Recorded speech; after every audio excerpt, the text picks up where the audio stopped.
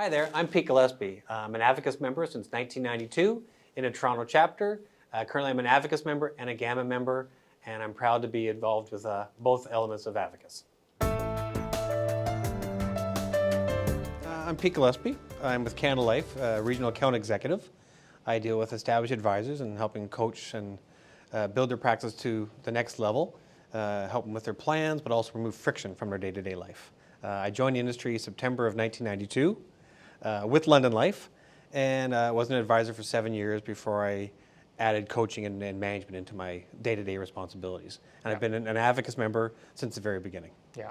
I actually looked at this industry 3 times. Yeah. The first time I wasn't ready. Second time I was ready, but the fit wasn't there. Yeah. And then the third time it was a combination of culture and fit and attitude, and I made the leap into this career. And I do see it very much as a career and not a job. It's a very challenging job, can be. I think it's a very rewarding career in how we impact our communities, and that's always kept me going in the times when it's been sometimes when it's a job day. Yeah. You have to remind yourself what the big picture is about the career, and that's what we get to do now with our advisors as well. Yeah. Specifically, when you first started, what were some of the challenges you kind of experienced? Just getting established. I'd say there's probably 3. One, I was probably more excited about the solutions than the people I was meeting. Okay. So I was so excited to get them through the process because I was so excited by it that I had to slow down and do their pace. The second was I wasn't that active in terms of asking for introductions or letting people know I was open to introductions.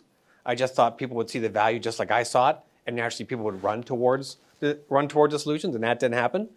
And the third was I lost some focus, right? I lost focus, and you try and do little things here, little things there. I don't think, Jeff, I gave a lot of those projects enough time.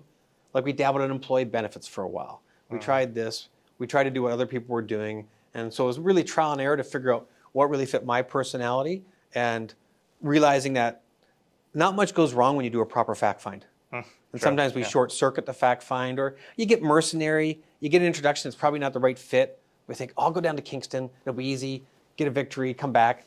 And those are the cases that almost invariably go sideways. Yeah. And it's like, oh, what did I do this? So it was really trying to maintain that focus on what kind of market I was trying to build.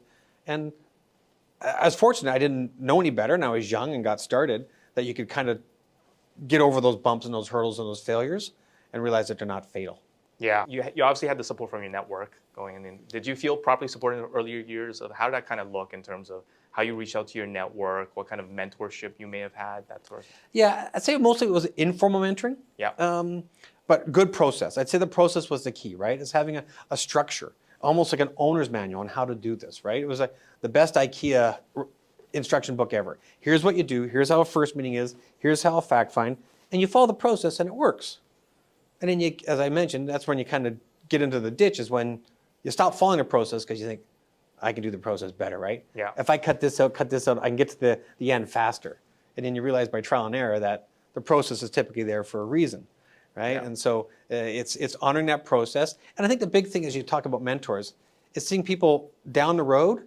And that's one of the things that really got me excited when I entered this career. I'd never met a poor, unsuccessful, unhappy, unfulfilled advisor who's over 50 years old, Yes. right? Yeah. So I'm going, if that's the end picture, that looks pretty good. So I don't know what I have to do now to get to that, but that looks pretty good. And it's interesting when you talk about mentoring. I'm not sure that ever came out explicitly, but I find the most successful advisors have this weird blend of confidence and insecurity. And so they're confident, they know they can help people, but they're insecure. And sometimes you hear this banter around the imposter syndrome. Like they're worried about, oh, and we're still guilty of that. Like 11 o'clock at night, I'll probably think about something I could have said here today and go, oh, I wish I'd shared that with Jeff. Yeah. But we have the confidence to come back again and again and again. And I think that's really built on competence.